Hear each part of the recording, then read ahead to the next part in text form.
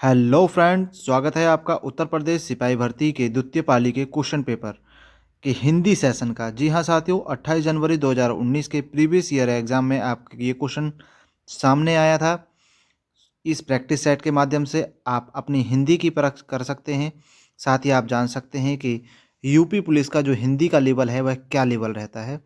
तो जितने भी साथी अभी तक तैयारी कर चुके हैं, हिंदी की एक बार प्रैक्टिस में ला सकते हैं। साथ ही आप अपना टाइम टेबल भी देख सकते हैं, यहाँ पर आप कितने क्वेश्चंस को कितने समय में बीट कर रहे हैं। तो शुरुआत करते हैं हिंदी के पहले प्रैक्टिस सेट के साथ। एग्जाम बुकलेट के अनुसार क्वेश्चन नंबर 114 होगा ये।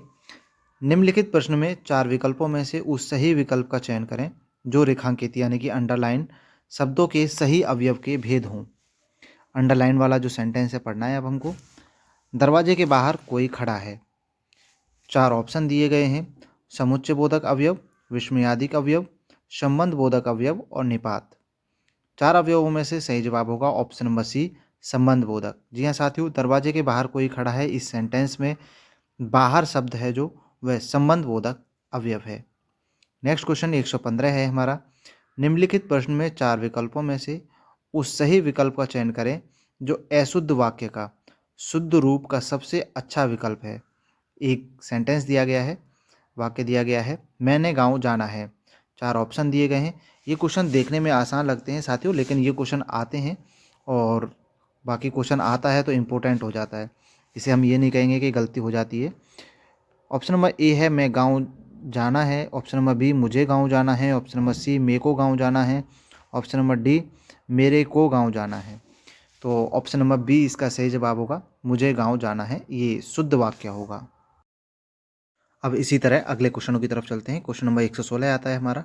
छंद में प्रयुक्त अक्षर को क्या कहा जाता है? 4 ऑप्शन दिए गए हैं। छंद में प्रयुक्त अक्षर को व्यंजन, चरण, मात्रा या वर्ण क्या कहा जाता है? जी हाँ साथियों, 4 ऑप्शन है। ऑप्शन नंबर डी हमारा सही जवाब होगा। जो छंद में प्रयुक्त अक्षर होते हैं उन्हें वर्ण कहा जाता है। जैसे हम जिनकी हम गिनती भी करते हैं, जो बड़ी मात्रा वाले होते हैं उन्हें 2 और जो सिंपल होते हैं उन्हें 1। प्रश्न नंबर 17 की तरफ चलते हैं। निम्नलिखित प्रश्न में 4 विकल्प दिए गए हैं। उस विकल्प का चयन करें जो दिए गए मुहावरे का सही वाला विकल्प है। तो जी हाँ साथियों, 4 ऑप्शन हैं। हालांकि ये आसान है, इस तरह के मुहावरे अक्सर आते हैं। कोई भी आसान क्वेश्चन है उसका रिवीजन जरूर करें, क्योंकि उसमें कई बार भ्रमित होने की संभावना होती है, गलत होने की नहीं होती। गलत तो अपने आप, सही गलत तो होता ही रहता है। ऑप्शन नंबर ए मूर्ख बनाना, बी प्रभाव डालना, सी हार मानना, डी लाभ होना। तो ऑप्शन नंबर बी हमारा सही जवाब होगा कि लोहा मानने का जो मुहावरे का अर्थ होगा वह प्रभाव करना या डालना, यह होता है। जी हाँ साथियों, साथ ही आप हमारे यूट्यूब चैनल डोलचा अकेडमी को सब्सक्राइब कर लीजिए। मैं ऐसे ही आपके लिए हेल्पफुल जितने भी फैक्ट रहेंगे आपके लिए लाता रहूँगा। नेक्स्ट क्वेश्चन है हमारा 119। निम्नलिखित प्रश्न में 4 विकल्पों में से उस सही विकल्प का चयन करें जो निर्देशानुसार वाक्य परिवर्तन वाला सही विकल्प है। तो अपना वाक्य है, आप इस किताब को पढ़े हैं। तो ये कर्मवाच्य है। तो इसका वाच्य हमें एक अच्छा सा सेंटेंस बनाना है, लेकिन उसका परिवर्तन तो होना चाहिए, लेकिन बात वही रहनी चाहिए। 4 ऑप्शन दिए गए हैं, वाच्य को बदलना है। इस किताब को आप के द्वारा पढ़ा गया है। क्या आपने इस पुस्तक को पढ़ा है? यह पुस्तक आपके द्वारा पढ़ी गई है, आपने यह किताब पढ़ी है। तो इसका सही जवाब होगा ऑप्शन नंबर ए, इस किताब को आपके द्वारा पढ़ा गया है। वाच्य में जो लाइन बदली जाती है आप सभी जानते हैं। नेक्स्ट क्वेश्चन आता है 120। किसी के द्वारा कहे गए वाक्य को, वचन को ज्यों का त्यों लिखने के लिए किस चिन्ह का प्रयोग करते हैं? जी हाँ साथियों, जैसे अक्सर नारे होते हैं, गांधी जी का नारा होगा, सुभाष चंद्र बोस का नारा हो गया। ये जब नारे होते हैं ज्यों के त्यों लिखे जाते हैं तो वो किस चिन्ह के अंतर्गत लिखे जाते हैं? तो इसका सही जवाब रहने वाला है हमारा कि किसी के द्वारा कहे गए वचन को ज्यों का त्यों लिखने के लिए हम ऑप्शन नंबर बी उद्धरण चिन्हों का उपयोग करते हैं। जी हाँ साथियों, ऑप्शन नंबर बी इसका सही जवाब होगा। साथियों, आपने अभी तक जितने भी क्वेश्चन सॉल्व किए, मुझे विश्वास है कि आपको काफ़ी अच्छा लग रहा होगा कि आप इन क्वेश्चंस को सॉल्व कर पा रहे हैं। जी हाँ साथियों, यही लेवल है यूपी पुलिस का। आप अपनी तैयारी को बस कंटिन्यू रखें। नेक्स्ट क्वेश्चन है 121। निम्नलिखित प्रश्न में 4 विकल्प दिए गए हैं। दिए गए शब्द को सही समास वाला विकल्प पहचानिए। यानी कि आपको यहाँ समास पहचानना है। शब्द दिया गया है चंद्रशेखर, चंद्रशिखर में समास होगा। तो ऑप्शन नंबर ए है चंद्र है शिखर पर जिसके, ऑप्शन नंबर बी चंद्र है जिसका नाम, ऑप्शन नंबर सी चंद्र के समान है जो, ऑप्शन नंबर डी चंद्र के जैसा है जो। तो ऑप्शन नंबर ए इसका सही जवाब होगा, चंद्र है शिखर पर जिसके। जी हाँ साथियों, ऑप्शन नंबर ए इसका सही जवाब होगा, सही समास होगा। नेक्स्ट क्वेश्चन 122 की तरफ चलते हैं। निम्नलिखित प्रश्न में 4 विकल्प दिए गए हैं, जिनमें से उस विकल्प के चयन करें जो शब्द या वाक्य का सबसे अच्छा एक शब्द विकल्प है। अनेकार्थी शब्द, अनेक शब्दों के लिए एक शब्द है ये, जिसका उत्साह नष्ट हो गया हो। तो 4 ऑप्शन दिए गए हैं। ऑप्शन नंबर सी इसका सही जवाब होगा, हतोत्साहित। हतोत्साहित इसका सही जवाब होगा। इसके अलावा कोई भी अन्य ऑप्शन इसमें सही नहीं बैठता है। इस तरह के जो उतने भी अनेक शब्दों के लिए एक शब्द है या अनेकार्थी शब्द हैं, इन्हें आप नज़र ज़रूर मान लें, काफ़ी इंपॉर्टेंट हैं और याद भी आसानी से हो जाते हैं। साथियों, मुझे विश्वास है कि आपने हमारा यूट्यूब चैनल सब्सक्राइब कर लिया होगा, साथ ही वीडियो को लाइक कर दीजिए। नेक्स्ट क्वेश्चन है हमारा 123। निम्नलिखित प्रश्न में 4 विकल्प दिए गए हैं, जिनमें से एक शब्द के लिए दिए गए अनेकार्थी शब्द का एक अर्थ, उस शब्द को चुनें। जलज एक शब्द दिया गया है, इसका अनेकार्थी शब्द चुनना है। 4 ऑप्शन दिए गए हैं, जहाज, मछली, चतुर, हाथी। जी हाँ साथियों, जलज का मतलब जल में रहने वाला। तो ऑप्शन नंबर बी इसका सही जवाब होगा, मछली। नेक्स्ट क्वेश्चन नंबर 124 की तरफ चलते हैं। निम्नलिखित प्रश्न में 4 विकल्प दिए गए हैं, उस सही विकल्प का चयन करें जो निम्न वाक्य का पूर्वकालिक क्रिया परिवर्तन बताता है। पूर्वकालिक क्रिया परिवर्तन बताता है, इस पर ध्यान देना है। बच्चों ने गृह कार्य किया, पूर्ण विराम, वे खेलने लग गए, फिर पूर्ण विराम। अब हमें एक ऐसा सेंटेंस बनाना है जिसमें क्रिया भी परिवर्तित ना हो, ना ही बात परिवर्तित हो। 4 ऑप्शन दिए गए हैं। ऑप्शन नंबर ए में है, बच्चे गृह कार्य किए बिना खेलने लग गए। तो यहाँ तो सेंटेंस का पूरा ही मीनिंग बदल गया। बी में है, बच्चे गृह कार्य के बिना खेलने गए, इसमें भी पूरा का पूरा नेगेटिव हो गया। सी, बच्चे गृह कार्य करके खेलने लगे। हाँ, ये सही लग रहा है। ऑप्शन नंबर डी है, बच्चों ने गृह कार्य किया और खेलने लग गए। यहाँ पर जो है बीच में और शब्द जुड़ गया है। हालांकि ऑप्शन नंबर सी इसका सही जवाब होगा, क्योंकि इसमें बिना किसी ज़्यादा परिवर्तन के एक ही लाइन में सारी बात को पूर्वकालिक कर दिया है। तो ऑप्शन नंबर सी हमारा सही जवाब होगा। अब नेक्स्ट क्वेश्चन नंबर 125 की तरफ चलते हैं। निम्नलिखित प्रश्न में 4 विकल्पों में से रेखांकित पद के उचित कारक को पहचानिए। तो कारक पहचानना है। एक लाइन दी गई है, हे प्रभु, फिर विस्मयादिक चिन्ह दिया गया है और रक्षा कीजिए। तो ये कौन सा कारक है, इसमें बताना है हमको। तो 4 ऑप्शन दिए गए हैं, संबोधक कारक, अधिकरण कारक, संबंध कारक, कर्म कारक। यह साथियों, इसका ऑप्शन नंबर ए हमारा सही जवाब होगा, संबोधन कारक।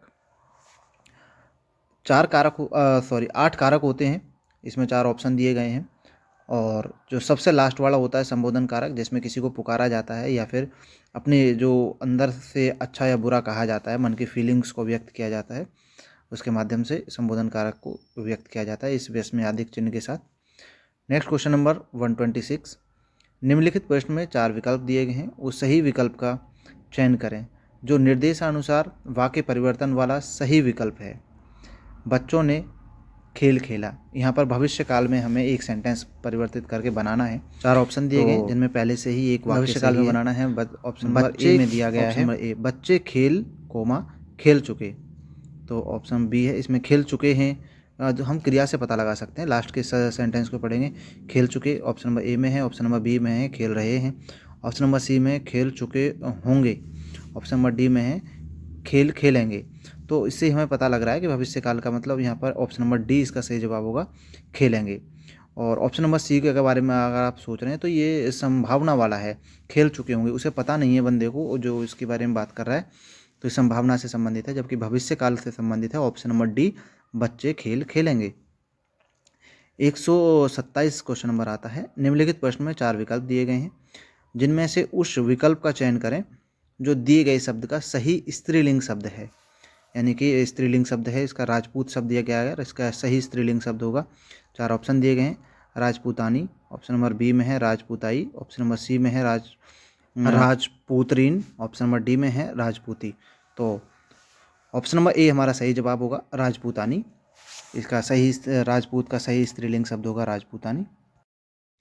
जी हाँ साथियों, चलते हैं नेक्स्ट क्वेश्चन की तरफ। साथी मुझे विश्वास है साथियों आपने वीडियो को लाइक भी कर दिया होगा, साथ ही चैनल को सब्सक्राइब कर लिया होगा। साथ ही आप कमेंट सेशन में आप अपने जो भी राय है आप लिख करके बता सकते हैं, नेक्स्ट वीडियो के लिए भी आप राय दे सकते हैं। नेक्स्ट क्वेश्चन नंबर 128 आता है, निम्नलिखित प्रश्न में 4 विकल्प दिए गए हैं, जिनमें से उस विकल्प का चयन करें जो दिए गए शब्द का सही स्त्रीलिंग शब्द है।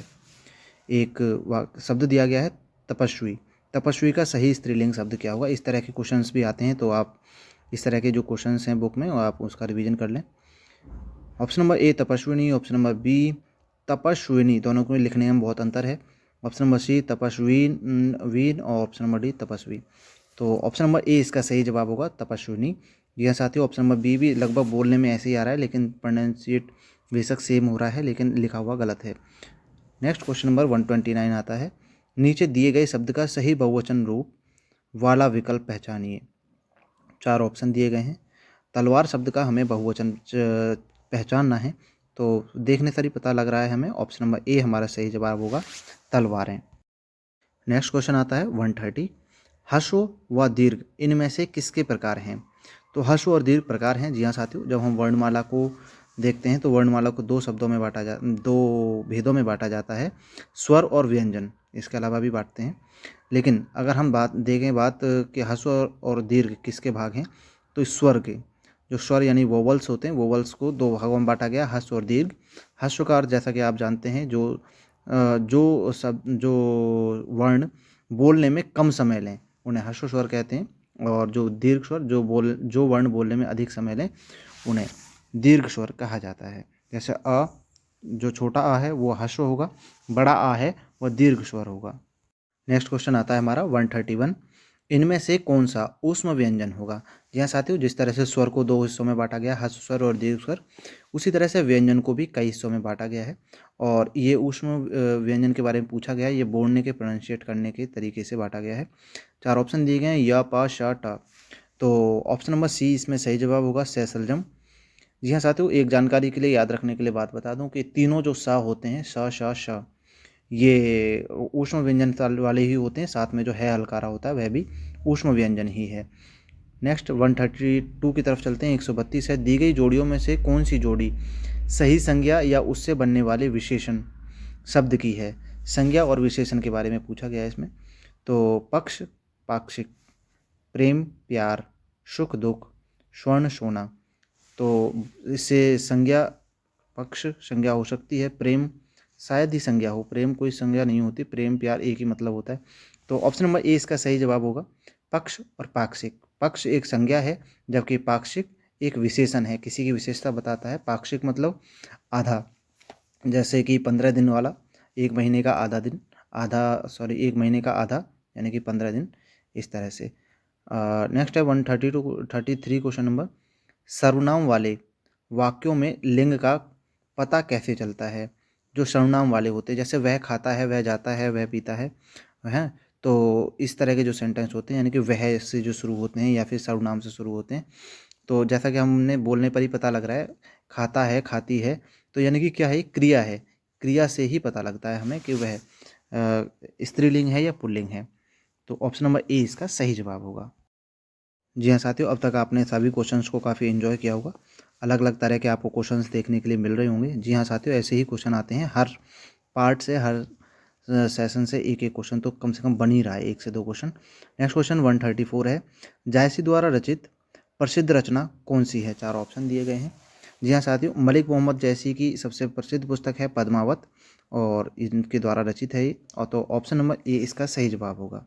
नेक्स्ट क्वेश्चन आता है हमारा 135, भारत दुर्दशा किस प्रसिद्ध लेखक द्वारा रचित उपन्यास है। 4 ऑप्शन दिए गए हैं। अगर आपने इस लेखक के बारे में पढ़ा होगा, उपन्यासों के बारे में, तो ये नाम जरूर सुना होगा। और साथ ही मैं आपको बता दूं, ऑप्शन नंबर डी इसका सही जवाब होगा भारतेंदु हरिश्चंद्र। तो सही जवाब हो गया। लेकिन साथियों, इस क्वेश्चन में एक ऑब्जेक्शन रहा था कि ये जो भारत दुर्दशा है जो है वह एक नाटक है, ना कि उपन्यास है। तो सन 2019 में इसके जो क्वेश्चन को काट दिया गया था भर्ती बोर्ड द्वारा। नेक्स्ट क्वेश्चन नंबर 136 आता है, नीचे दिए गई रचना में किस कवि की है। चिदम्बरा, उत्तरा, काला और बूढ़ा चांद, पल्लव। 4 ऑप्शन दिए गए हैं। ऑप्शन नंबर ए हमारा सही जवाब होगा सुमित्रा नंदन पंत। तो इस तरह से ये क्वेश्चन हैं, और इनकी कविताएं, कवि या फिर उपन्यास या नाटक हैं, इन सभी को याद रखना ज़रूरी है, जितनी भी रचनाएं हैं, ख़ास तौर से पुरानी वाली जो खास इम्पोर्टेंट हैं जो अक्सर किसी न किसी अवार्ड के जिसमें ज़्यादातर अवार्ड दिया गया हो वे ज़्यादा इम्पोर्टेंट हो जाती हैं। नेक्स्ट क्वेश्चन आता है हमारा 137। सर्वेश्वर दयाल सक्सेना को किस रचना के लिए साहित्य अकादमी पुरस्कार दिया गया था? तो दिए गए ऑप्शन में से 4 ऑप्शन दिए गए हैं। खुटियों पर टंगे लोग, जंगल का दर्द, क्या कह कर पुकारूं, गर्म हवाएं। ऑप्शन नंबर ए इसका सही जवाब होगा, खूंटियों पर टंगे लोग। जी हाँ साथियों, सन 1983 में मरणोपरांत ये साहित्य अकादमी पुरस्कार खूंटियों पर टंगे लोग एक विख्यात जो साहित्यकार थे सर्वेश्वर दयाल जी सक्सेना को दिया गया था। जी हाँ साथियों, अब तक जितने भी आपने ऑब्जेक्टिव क्वेश्चन सॉल्व किए हैं वे सभी व्याकरण से संबंधित थे, लेकिन आगे अब आपको एक गद्यांश देखने को मिलने वाला है जिसमें प्रश्न नंबर 138 से लेकर 142 तक जब आप इस अनसीन पैसेज को पढ़ेंगे, गद्यांश को पढ़ेंगे, तो आपको यहीं से इसी में से क्वेश्चन मिलने वाले हैं जो दिए गए गद्यांश में से। फिर भी एक नज़र हम गद्यांश के, आप वीडियो को पॉज करके गद्यांश को पढ़ सकते हैं। इसके अलावा आपको क्वेश्चंस दिखाने वाला हूँ, क्वेश्चंस कितने आसान बनते हैं। ये वे प्रश्न हैं जब आप पैसेज पढ़ने के बाद जिन क्वेश्चंस को सॉल्व करने वाले हैं। तो पहले प्रश्न में पूछा गया है कि किष्किंधा का भाग किसके शासन का हिस्सा था? तो एक बार में ही पढ़ने पर आप इसका सही जवाब दे सकते हैं पैसेज को पढ़ने के बाद। 139 क्वेश्चन में पूछा गया है किसने हम्पी को स्वप्न की नगरी कहा था? अगर आपने पैसेज पढ़ लिया है तो बहुत अच्छी तरह से आप इसका जवाब दे सकते हैं। प्रश्न नंबर 140 में हम्पी साम्राज्य की शक्ति का पतन कैसे हुआ? ये भी आसान सवाल पूछा गया है। और कैसे कैसे सवाल पूछे जा सकते हैं देखते हैं। विजयनगर के भागनाशेष कैसी दृश्यावली के बीच फैले हैं? तो दिए गए क्वेश्चन का आसानी से जवाब दे सकते हैं पैसेज पढ़ने के बाद। प्रश्न नंबर 142, यही 5 प्रश्न हैं। विरूपाक्ष का समानार्थी शब्द पहचानिए। जी हाँ साथियों, कई बार प्रश्न इस तरह से पूछ लिए जाते हैं, तो इनका सही जवाब आपको बड़े आसानी से सोचने के लिए थोड़ा समय देना पड़ेगा, क्योंकि कहानी के अनुसार उस समानार्थी शब्द का जो अर्थ है वह निकालना होता है। जी हाँ साथियों, अब नेक्स्ट क्वेश्चन 143 की तरफ चलते हैं। हमारे पैसेज के 5 क्वेश्चन कंप्लीट हो चुके हैं। नेक्स्ट 143 क्वेश्चन में पूछा गया है निम्नलिखित प्रश्न में 4 विकल्पों में से उस विकल्प का चयन करें जो दिए गए पद के उचित रूप का सबसे अच्छा विकल्प है। तो एक पद दिया गया है, पद है हमारा काली घटा का घमंड घटा। इसके अलावा 4 अलंकार दिए गए हैं, उनमें से सही जवाब बताना है। यमक अलंकार, अतिशयोक्ति अलंकार, उत्प्रेक्षा अलंकार और उपमा अलंकार। जी हाँ साथियों, सही जवाब होगा इसका ऑप्शन नंबर ए, काली घटा का घमंड घटा। यहाँ पर घटा घटा शब्द 2 बार दिया गया है, लेकिन दोनों बार दिए गए शब्द का अर्थ अलग अलग होगा। तो आपने अभी तक अलंकार पढ़े होंगे तो आप बड़ी आसानी से इसको सॉल्व कर चुके होंगे। यही लेवल होता है और थोड़ा सा और आपको डीपली पढ़ना होगा। यहाँ से क्वेश्चन जरूर आता है, 1 से 2 क्वेश्चन बनने की मैक्सिमम संभावनाएं रहती हैं अलंकार से। इसी तरह से सॉल्व करते हुए नेक्स्ट क्वेश्चन की तरफ बढ़ते हैं। क्वेश्चन नंबर 144, निम्नलिखित प्रश्न में 4 विकल्प दिए गए हैं जिनमें से उस विकल्प का चयन करें जो शब्द का सबसे अच्छा विकल्प है। यहाँ पर सबसे अच्छा विकल्प जोर दिया गया है, यानी कि हो सकता है सेम जैसे हों कुछ उत्तर भी, लेकिन सबसे अच्छा। पतन का क्या अर्थ हो सकता है? पत्ता, गिरना, पुत्र, घर। जी हाँ साथियों, ऑप्शन नंबर बी इसका सही जवाब होगा, गिरना। पतन का होता है अर्थ गिरना, तो यही सबसे अच्छा विकल्प होगा, option number B. Next question 145, निम्नलिखित प्रश्न में 4 विकल्पों में से उस विकल्प का चयन करें जो दिए गए शब्द का सही समान अर्थ वाला शब्द है। तो एक शब्द दिया गया है नाश, उसका सही शब्द चुनना है तबाही, उत्कर्ष, उत्थान, नवीन। नाश का मतलब सभी जानते हैं, समान अर्थ पूछा है वैसे भी तो तबाही। तबाही से ही मेल खाता है दिए गए ऑप्शन में से, दिए गए ऑप्शन में से ही चुनना है, उसका कोई और विशेष नहीं चुनना है कि इससे अच्छा भी हो सकता है, दिए गए ऑप्शन में से ही सही चुनना है। तो ऑप्शन नंबर ए इसका सही जवाब हुआ तबाही। नाश का जो सही समान अर्थ होगा वह तबाही होगा, सबसे बेहतर वाला। मुझे विश्वास है अब तक आपने काफ़ी शानदार अच्छे से तरीके से क्वेश्चंस को सॉल्व किया होगा और काफ़ी हेल्प मिल रही होगी। क्वेश्चन नंबर 146 आता है, निम्नलिखित प्रश्न में 4 विकल्पों में से उस विकल्प का चयन करें जो सही विकल्प है। तो उपसर्ग शब्द के डैश में लगते हैं, तो कहाँ लगते हैं? अंत में, आरंभ में, क्रिया में, आर्ट में। दिए गए ऑप्शन में से ऑप्शन नंबर बी इसका सही जवाब होगा। उपसर्ग होते हैं वे आरंभ में जुड़ते हैं, जबकि जो प्रत्यय होते हैं वे अंत में जुड़ते हैं। ऑप्शन नंबर बी इसका सही जवाब होगा, आरंभ। नेक्स्ट क्वेश्चन 147 की तरफ बढ़ते हैं। निम्नलिखित प्रश्न में 4 विकल्प दिए गए हैं जिनमें से एक शब्द दिया गया है शब्द का सही तद्भव रूप है। तो कपोत एक शब्द दिया गया, इसका सही तद्भव बताना है। 4 ऑप्शन दिए गए हैं, गाल, कबूतर, काम और काज। ऑप्शन नंबर बी इसका सही जवाब होगा कपोत का कबूतर। जी हाँ, ये तत्सम तद्भव काफ़ी इंपॉर्टेंट और हेल्पफुल होते हैं, तो इस पर तो ज़रूर नज़र मार के जाएँ। 2 क्वेश्चन मैक्सिमम बनने की संभावना रहती है। नेक्स्ट क्वेश्चन आता है 148। निम्नलिखित प्रश्न में 4 विकल्पों में से उस विकल्प का चयन करें जो प्रत्यय से नहीं बना है। इसमें पूछा गया प्रत्यय से नहीं बना, इस बात पर बहुत अच्छी तरह से गौर करनी है। ऐसे क्वेश्चन जिनमें नहीं आता है उस पर अधिकतर गौर करनी है। ऑप्शन नंबर ए चिकनाहट, चांदनी, खटास, बखूबी। तो अगर हम सभी क्वेश्चनों को देखें तो चिकना एक शब्द होता है, उसमें आहट जुड़ गया है बाद में, तो यानी कि सीधी सी बात है प्रत्यय है। चांद होता है, चांद में नी जुड़ गया है, ये भी प्रत्यय है। खटास कोई चीज़ खट्टी होती है उसमें स जुड़ गया है, तो ये भी प्रत्यय है। बखूबी, खूबी एक शब्द है उसमें बा शुरू में जुड़ा है, तो यानी कि ये उपसर्ग होगा, और जब ये उपसर्ग है तो सही जवाब यही होगा, option number D 148 question number का सही जवाब होगा, क्योंकि ये प्रत्यय नहीं है। इसी तरह से अब अंतिम क्वेश्चंस की तरफ आगे बढ़ते हुए क्वेश्चन नंबर 149। निम्नलिखित प्रश्न में 4 विकल्पों में से उस विकल्प का चयन करें जो सही संधि विच्छेद वाला विकल्प है। एक शब्द दिया गया है उल्लास, उसका सही संधि विच्छेद करना है आपको। संधि विच्छेद काफ़ी इंपॉर्टेंट है, सभी जानते हैं, और थोड़ा सा हार्ड हो जाता है। जितने भी व्यंजन वाले शब्द होते हैं, जब व्यंजन पढ़ते हैं संधि विच्छेद में तो थोड़ा हार्ड हो जाता है। इसका ऑप्शन नंबर ए सही जवाब होगा, उत प्लस लास। तो इस बात को ध्यान रखें कि जो व्यंजन वाले संधि विच्छेद हैं उसे अच्छी तरह से गौर करें। क्वेश्चन नंबर 150 आता है हमारा। निम्नलिखित प्रश्न में 4 विकल्पों में से दिए गए शब्द के विपरीत अर्थ का विकल्प चुनिए। विपरीत अर्थ, ठीक है, तो विपरीत यानी कि एंटोनियम्स हैं ये। संयोग, संयोग का सीधा सीधा में पता लग जाता है बोलने से ही, वियोग, संयोग, वियोग। और लेकिन 4 ऑप्शन दिए गए हैं, वियोग, अवशेष, दुरुपयोग और मिलन। तो ऑप्शन नंबर ए इसका सही जवाब होगा। संयोग का वो विलोम शब्द होगा, विपरीत होगा वियोग। तो मुझे विश्वास है कि अब तक आपने जितने भी क्वेश्चंस को सॉल्व किया है, ये पूरे क्वेश्चंस हो चुके हैं कंप्लीट। तो आपने जितने क्वेश्चन को सॉल्व किया है आपने काफ़ी अच्छा स्कोर किया होगा। साथ ही आप कमेंट सेशन में लिख के बताएं कि आपने कितना स्कोर किया है। मिलते हैं अगली वीडियो में नए एक ऐसे ही प्रैक्टिस सेट के साथ, नए अपडेट के साथ। तब तक के लिए आप हमारे यूट्यूब चैनल डोलचा अकेडमी को सब्सक्राइब कर लीजिए। जय हिंद साथियों।